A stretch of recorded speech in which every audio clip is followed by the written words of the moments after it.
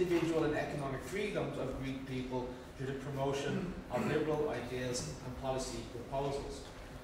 Alexander has also worked with Atlas, and he hosted the recent European Liberty Forum in Athens earlier this year.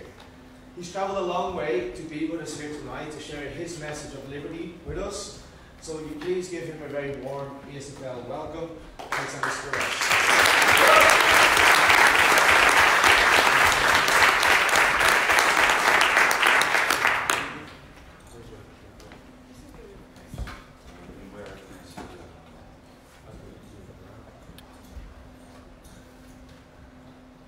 Well, against all odds, apparently German frugality is evident in the air conditioning. There's a barbecue after me, so I guess I'm going to have to really struggle to keep your attention and keep you happy. It is a great privilege and honor to be here at this retreat. SFL is an organization that is very dear to my heart and has played a very important role in my life. And that's why I dedicated to it this first slide. Some of you might get the reference. But this is how it all started for me. It was 2011, I was at George Washington University, and Tom Palmer attended an SFL event to present the book Morality of Capitalism. Back then, I was a very, let's put it this way, obnoxious, angry libertarian from Greece, saw no hope for my country, saw no hope for Europe, and I was very, very pessimistic. And during those beers that I'm putting there were more of them, believe me. Tom Palmer gave me a really hard time for being such a pessimist. He told me that the only reason we can be pessimists is if we don't put up a fight. And that changed a lot. And through my career in the Liberty Movement that started a few months after, when I became executive director for Ron Paul's campaign in Washington State.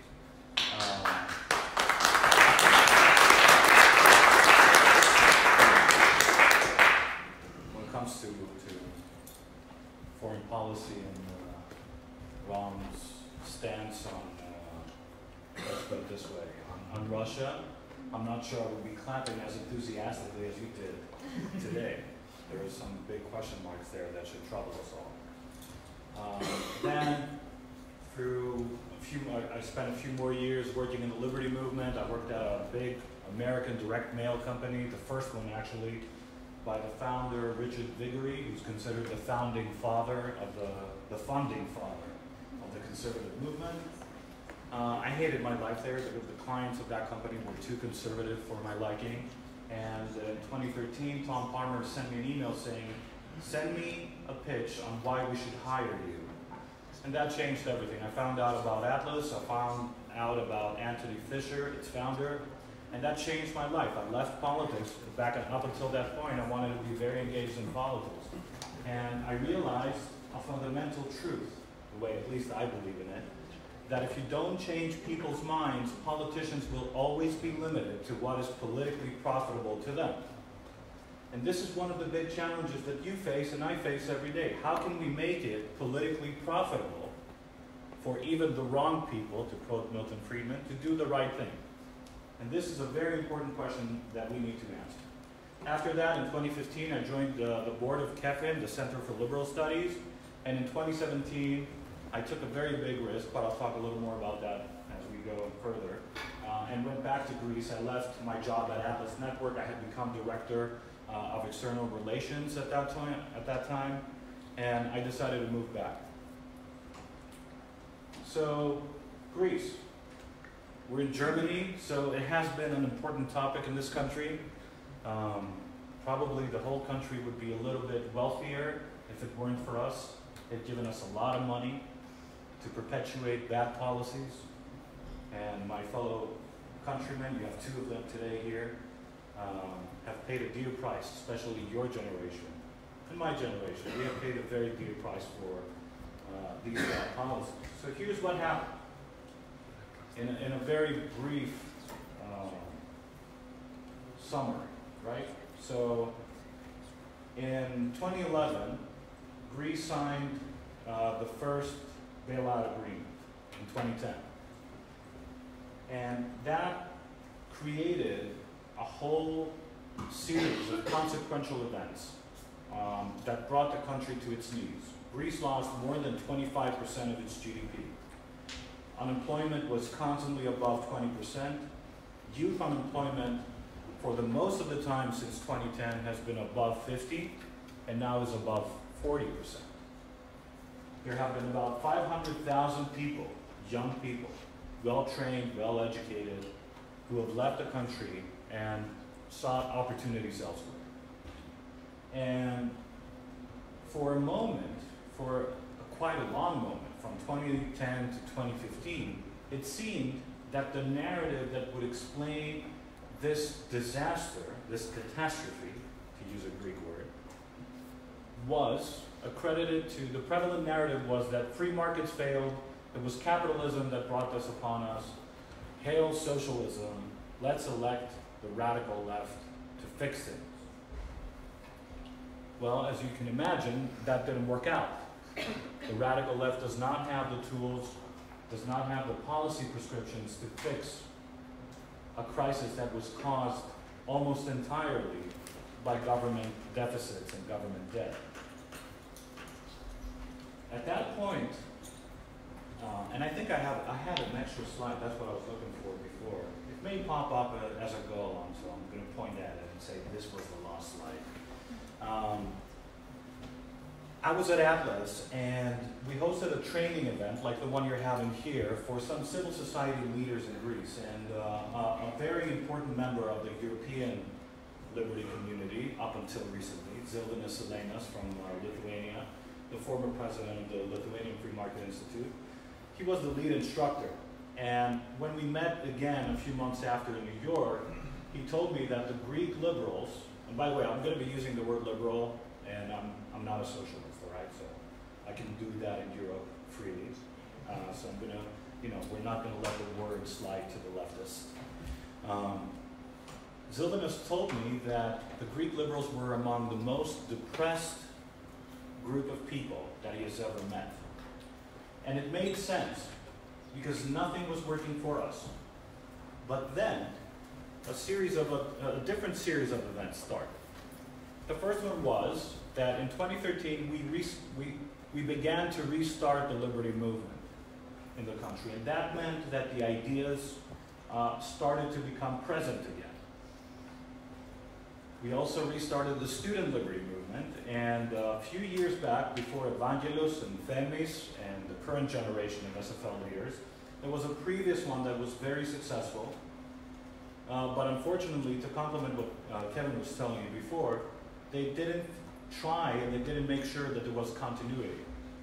They didn't replace themselves. That created a 3-year gap in the student liberty movement, which in my opinion, you will see, I will try to show you why it was a very big disaster, because there is a huge opportunity, and now these guys have to start from zero. So the first one was that we restarted the liberty movement. The second thing that happened was that the radical leftists came to power. So they no longer had these amazing feel-good stories or messages to say. They were being judged for how they governed. And that has been a very painful story for the country, but a didactic one. It taught us a lot of things. The first and most important one is that eventually you do run of other people's money when your government pursues socialism. And it's the clash between reality and political promises of the left is always painful, and most painful for those who are the least wealthy among us. That was a big lesson learned for my country. The third thing that happened was that the main center-right party elected a new leader in 2016 who is, in my opinion, as liberal as we could expect for a center-right party. So these three things created a change, a shift in the climate of ideas. Today, 45% of young people, 18 to 24, in Greece, self-identify as liberals or neoliberals. You heard that right. Even neoliberals are getting a big, like a 10% of self-identification. And the liberty movement, at the same time, it's growing. We have now media access, we have friendly media, we have a new effort that's starting with SFL again in the country. My organization is the main institutional voice of liberalism, and there are liberals in 3 or 4 political parties, mainstream political parties, that would not pass an ideological purity test, but they're close enough to our ideas to be considered very close allies.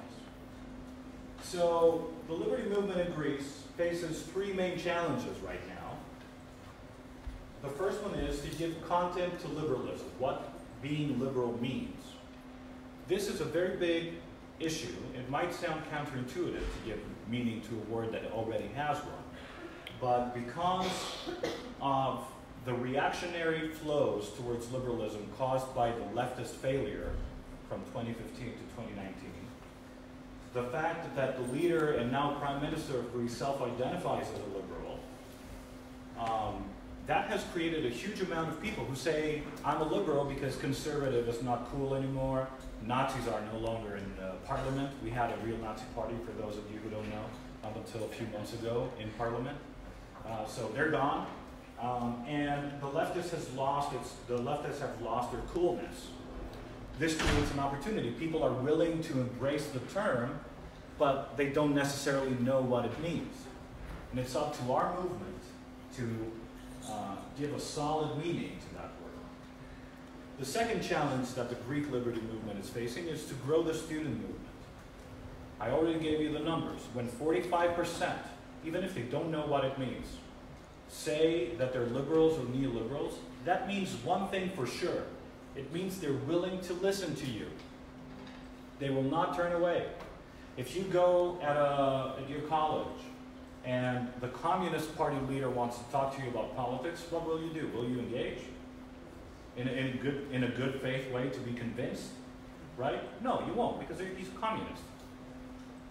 But those who view communism favorably will talk to them. Well, it's the same in Greece. Young people are viewing liberalism, even the label, very positively, and this is a big opportunity for us. So, one thing's missing. In order to have a vibrant movement, you need to have leaders, right? You need to have student leaders, you need to have leaders in civil society, you need to have media. So, the one thing that's missing is the donor base. Raise your hand if charitable giving in your country does not involve politics, libertarianism, liberalism, or anything. If it's hard to get donors in your country, they're not used to giving money to political reasons. Yeah, so that's the main challenge we're facing. You know what I mean. And here's the good news and the bad news. It can be fixed. You can get those funds. They are out there. But what you have to constantly do is trial and error. You have to invent the wheel, because no one has done it before you. You can share knowledge with people from your network. There have been successful cases. There have been people who started in the student movement and have been very good at direct mail fundraising, for example, in France. There have been other organizations that have managed to navigate the landscape of international donors and institutional donors very well. There are others who have been successful in raising private funds. We need to share that knowledge as a movement and help each other to figure it out. But each country will have a unique way to go and get it, and each individual will have a unique path to reach that. So I want to encourage you to keep looking for that. It's attainable.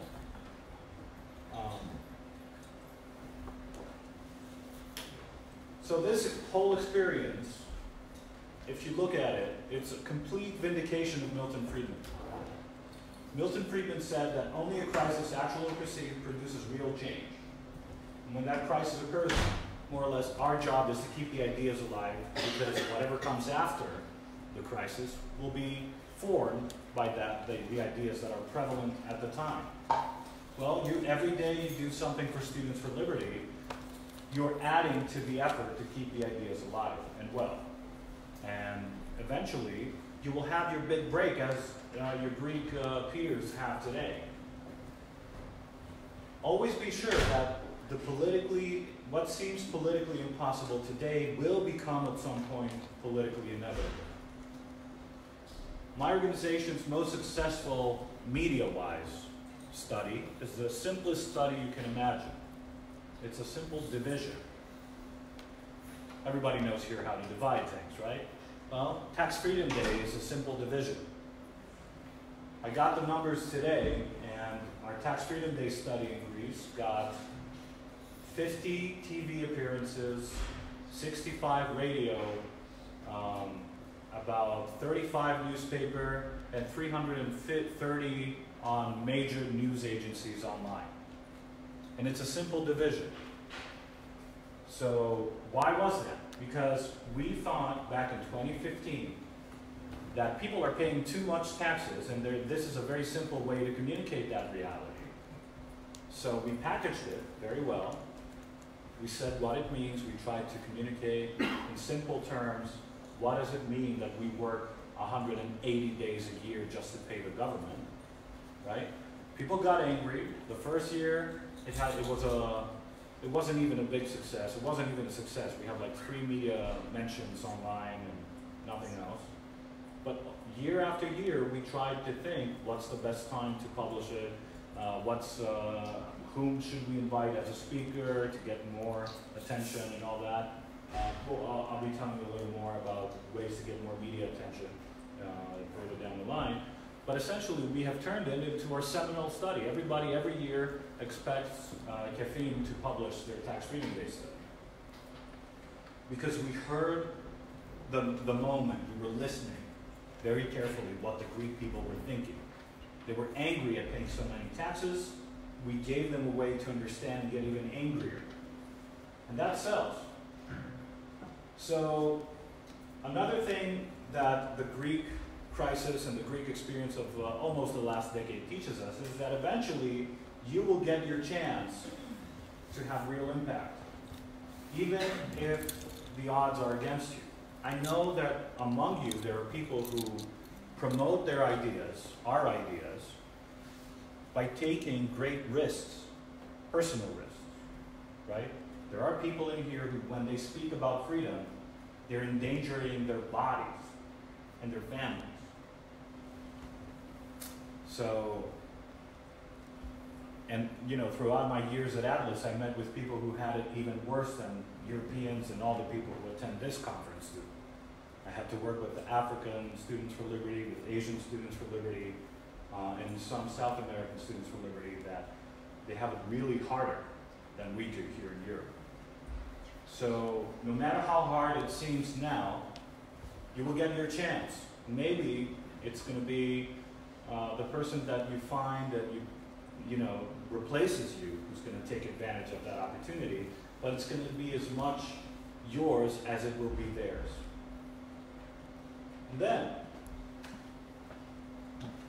some people would, when they found out that 45% of young people self-identify as liberals in Greece, would stop, would say, yeah, we won. All right, let's go have coffee, or let's go and enjoy the amazing Greek islands or beaches and have some gyro and ouzo. But no, the work never stops. And if there's one thing that I hope SFL has passed on to you, is to make a lifelong commitment to promote the ideas of freedom, even after you graduate, when you become professionals, even if you're not working at a think tank, if you're not working in politics. There are many ways to help, as professionals, as donors, as in-kind contributors. Stay engaged, because this movement will depend on it. So our work never stops. Now, about my organization. We envision Greece as a role model of economic and civil liberty that enables its citizens to pursue their dreams and aspirations. Our mission statement was stated before. We're a nonprofit, independent, nonpartisan organization based in Athens. And our work is based on 4 pillars. We promote public policy proposals. We defend individual rights whenever possible through judicial activism. We promote economic literacy because we consider economic illiteracy as a gateway drug to nationalism and populism. And finally, we try to strengthen the liberty movement because without it, we do not have the necessary allies and ammunition to do the rest. Here's a snapshot of what we've been doing in the past 3 years since I became involved with the organization. We grew our media hits from 28 to 2,138. We've already passed that since July this year. So we're expecting this year we're going to reach about 5,000. We're a very mainstream organization. I'm against counting the number of events because, you know, in the past, KEFiM had a monthly event series, and the only reason we were doing those was because it was the first Tuesday of the month. That's a very stupid reason to have an event, right? You need to have an event that serves a strategic purpose. So we changed our policy, but it happened that you know, we had 23 last year. We started increasing our research outputs, our membership, our social media following, books. Our work has been featured in all the mainstream Greek media and many of the international ones like the Washington Post, CNN News, Al Jazeera, and others.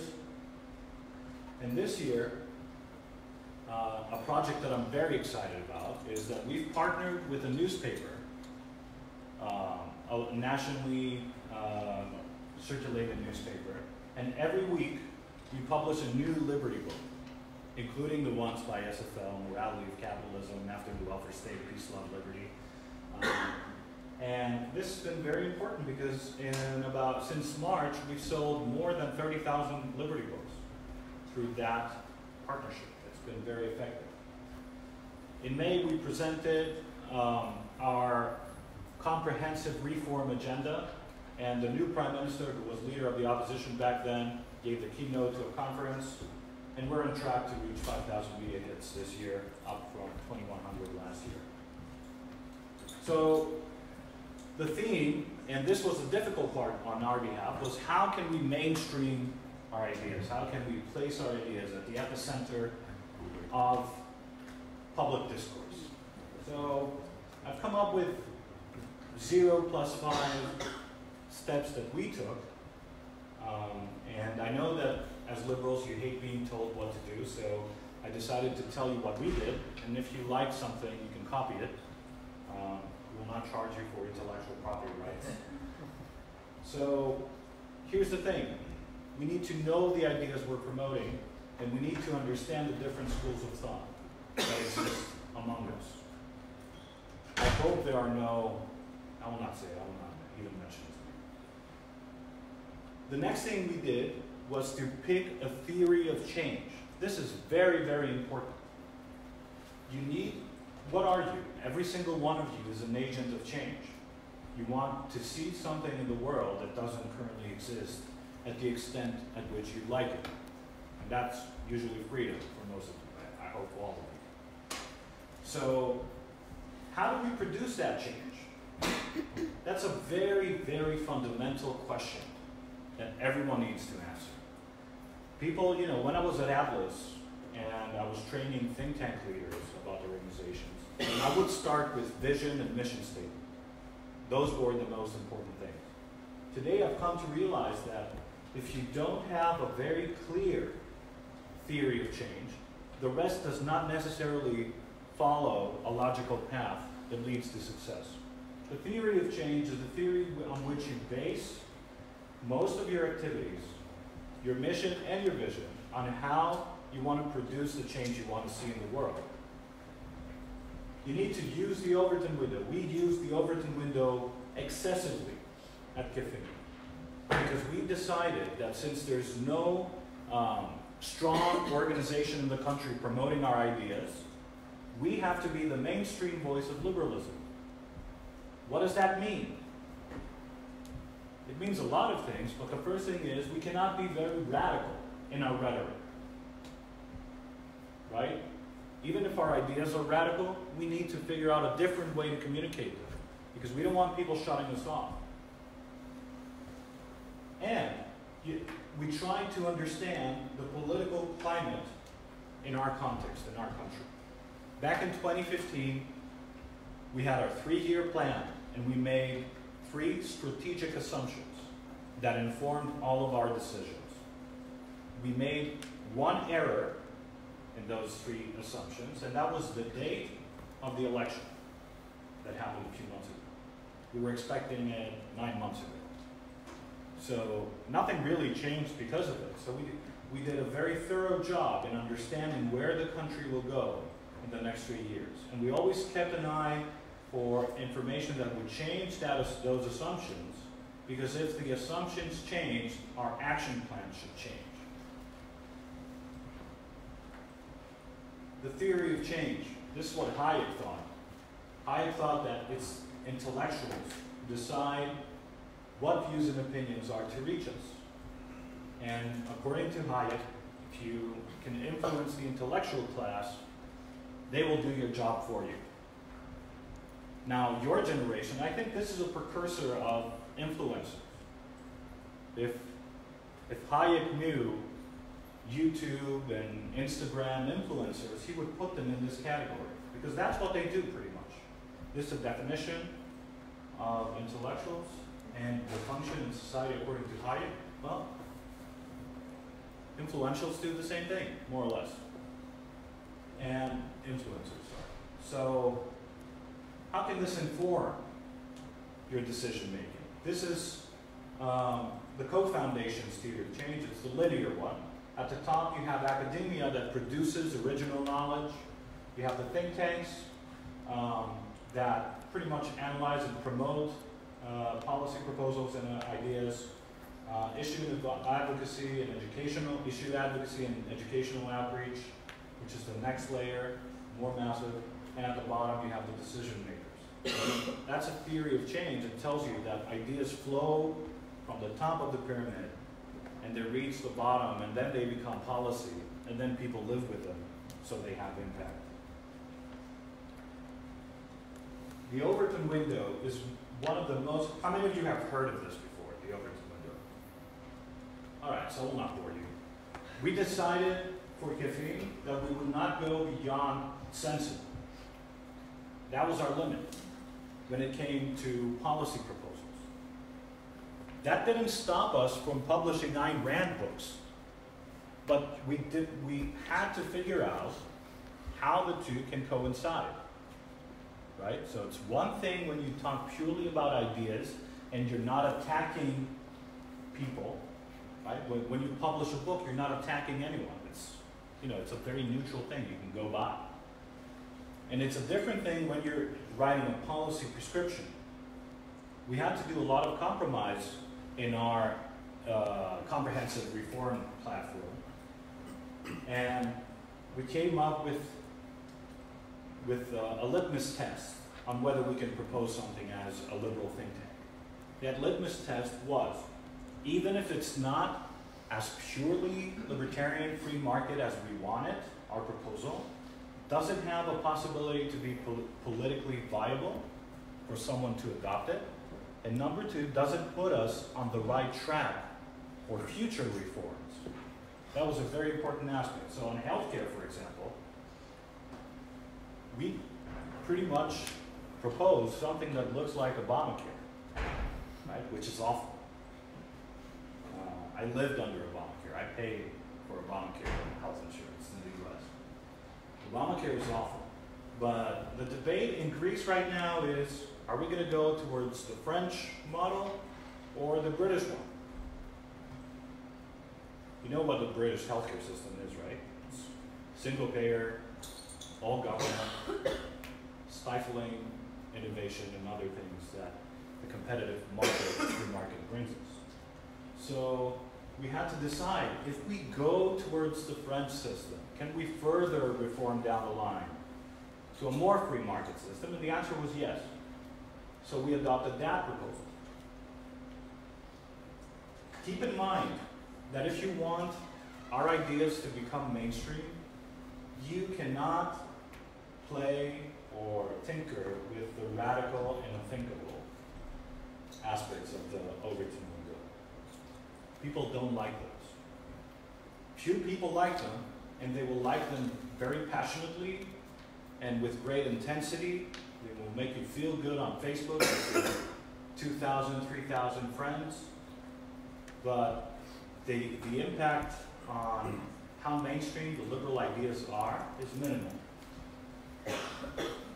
So you have to pick, you can pick the radical and unthinkable route, but it doesn't lead to our ideas becoming mainstream, which is what I chose to be the underlying theme of today's presentation.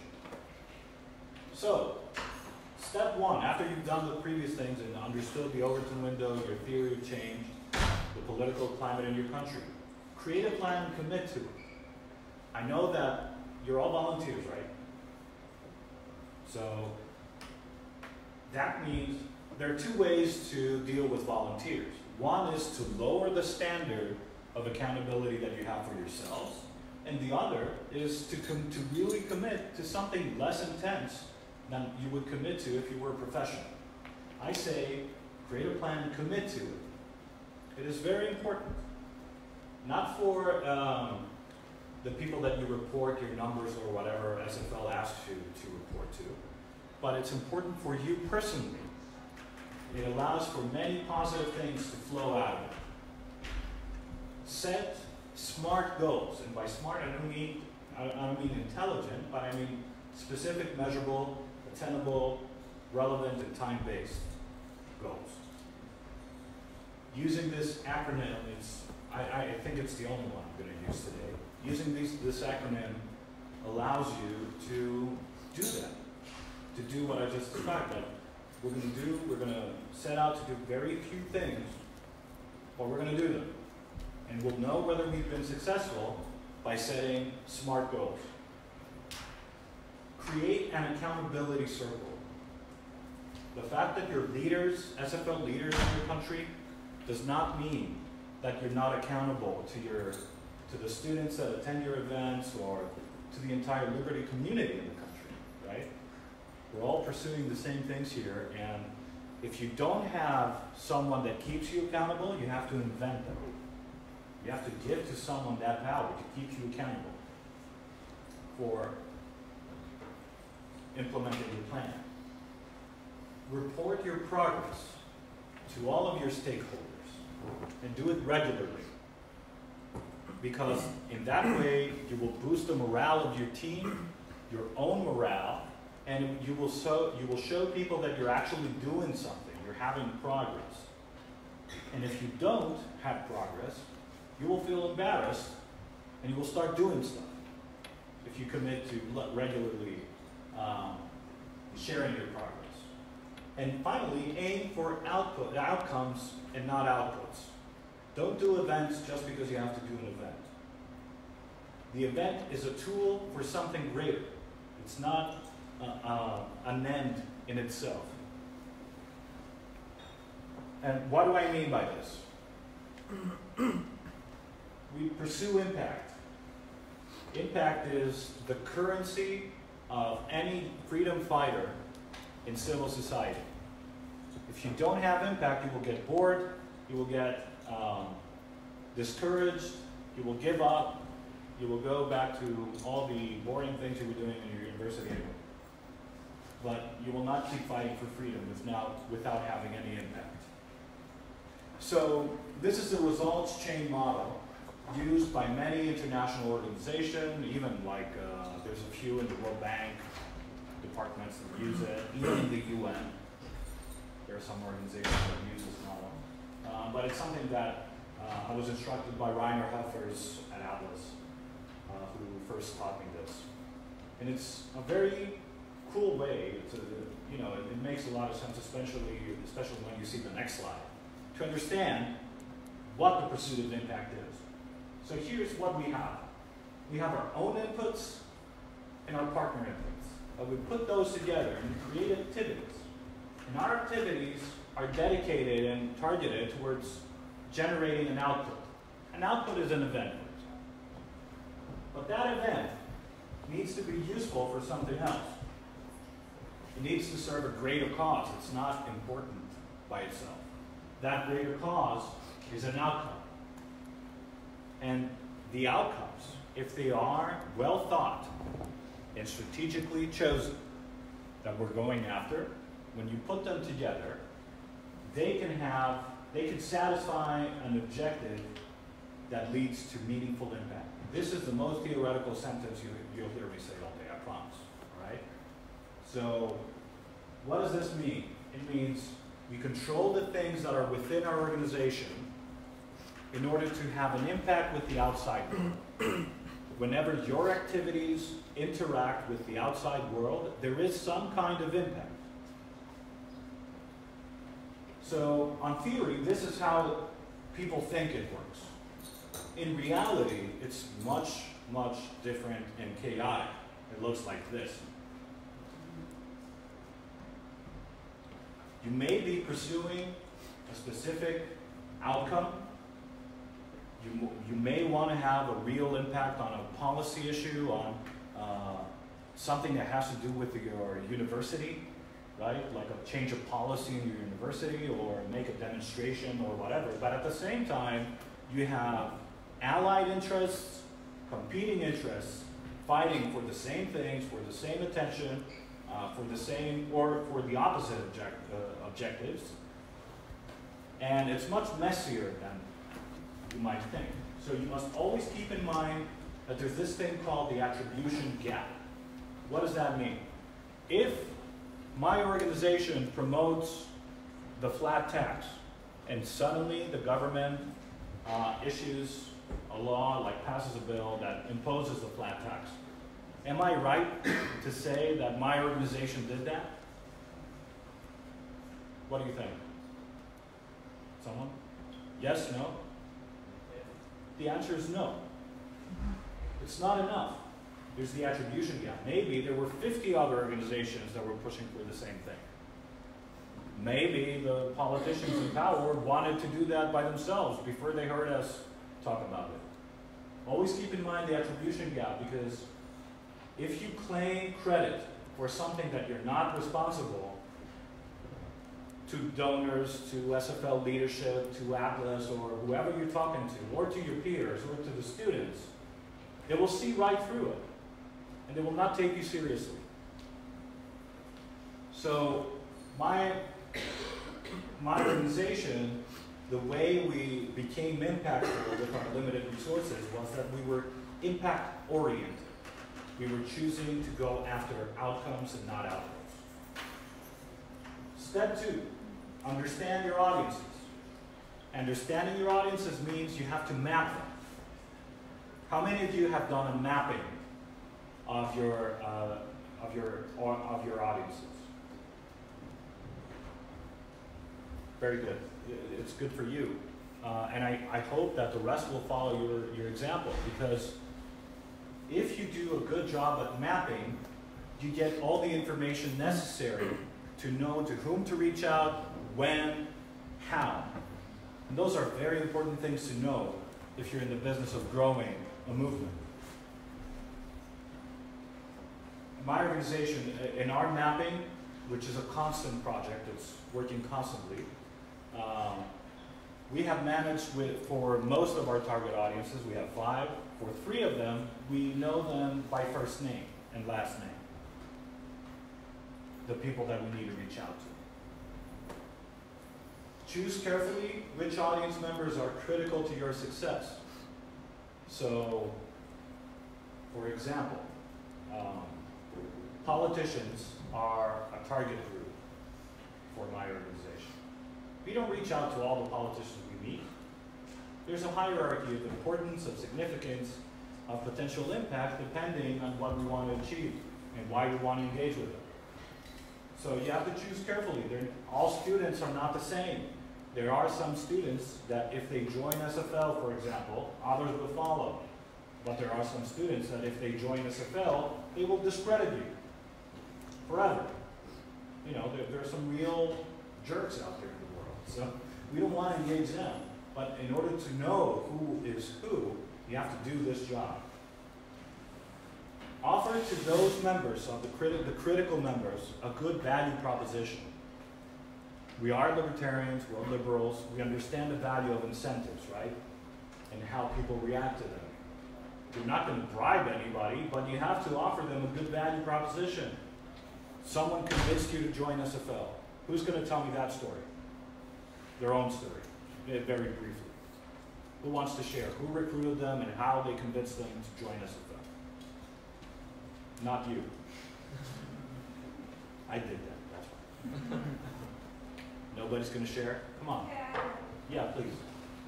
So I'm new, and I was like at the regional conference in my city in Nicola, and I always thought of myself as an anarchist, but I was really like I got my idea of politics mixed, and I started attending more SFL events and started researching all of it, and MC for Macedonia, Nikola Milievski, he actually approached me and said, "Do you want to become an analyst?"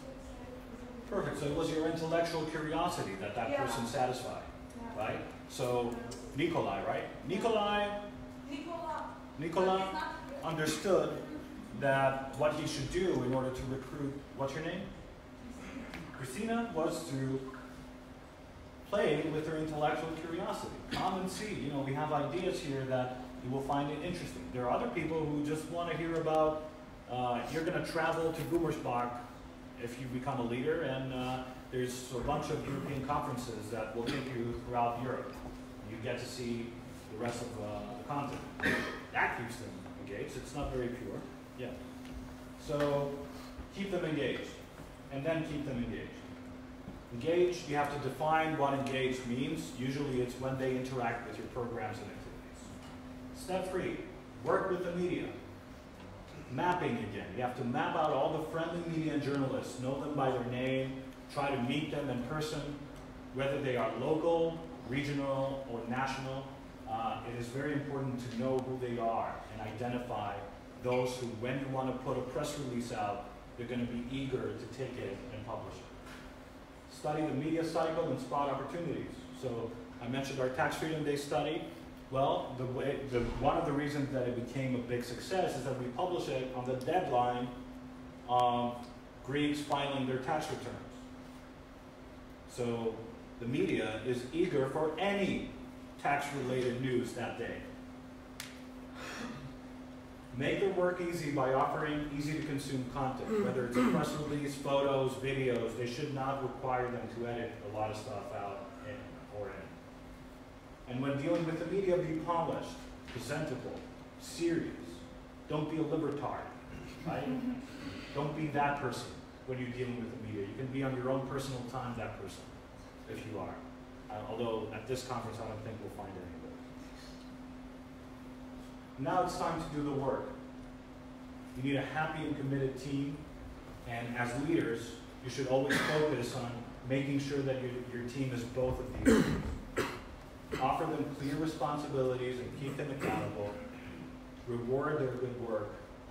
Share your successes with SFL headquarters, the SFL headquarters, with donors that you might have, with potential donors that you might have, with the journalists, with everybody who is in the audiences you have selected.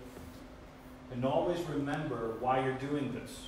Especially you guys who are not paid to do all this. You have to remember why you're doing that all the time. And the people around you need to remember that you are fighting for freedom. You may not be getting paid in currency, but you're trying to influence a better life outcome for you and the families you'll have. Now, you don't think about that, but I recently had a baby, so I think about that too. Step 5, think about the long term. Cultivate your replacement. If you don't have a replacement, this has been a purely selfish endeavor you've done. And I'm not SFL staff, so I can say it like that. The honest truth is that if you leave your university and you don't leave a replacement, you have done our movement and our ideas a disservice. If I were you, the first thing that I would start to do as soon as I took a leadership role would be to find my replacement. You live in the student community, which means there's a 3 or 4 year cycle, depending on when you enrolled and how long the bachelor's degree lasts in your country. Invest in your team's success because it will reward you in the future. You have to be, as leaders, the enablers, and the success of your peers and team members is currency that you can capitalize on in the future in multiple ways. Personally, I view myself invested in the success of all the young people who have touched my organization as interns, as SFL staff, as SFLers, or whatever. I strive to make their careers better, even if they have nothing to do with the Liberty Movement. And give them opportunity to enhance their resumes. This is a big currency in your own crowd.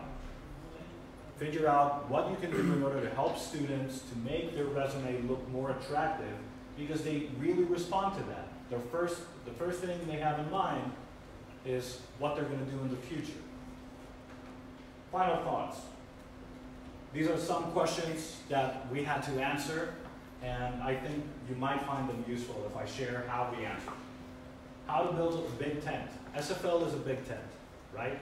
There are people here who disagree on many things, but they agree on most. In Greece, we have a certain culture. It's part Balkans, former Ottoman, never underwent communism. That has created a weird culture in our country. So building a big tent has been always difficult. We defined who we welcome under it in a very broad way. So we are willing to talk to and listen to and engage with anyone who believes in liberal democracy. That's our bare minimum. Liberal democracy is our bare minimum from the state side, right? ANCAPs are reluctantly welcome. How to deal with obnoxious libertarians. This has been my favorite part because, as I said, the theme is becoming mainstream. Well, the best thing that happened to us was they immediately started saying bad thing about us. They immediately started calling us socialists, and, like Mises did on Mont Pelerin with Friedman and Hayek. He said, you're all a bunch of socialists and left. That's what they did to us. It was great because suddenly the leftists, the center-left people who we have to compete with on the field of rational policy proposals, they couldn't say that we're radicals because the true radicals were pointing us out as socialists. So that brought us closer to the mainstream. That was awesome. It was great.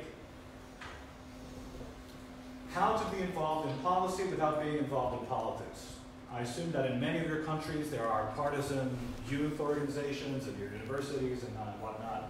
So what we decided to do is enrich public discourse with evidence-based opinions. That's how we deal with that.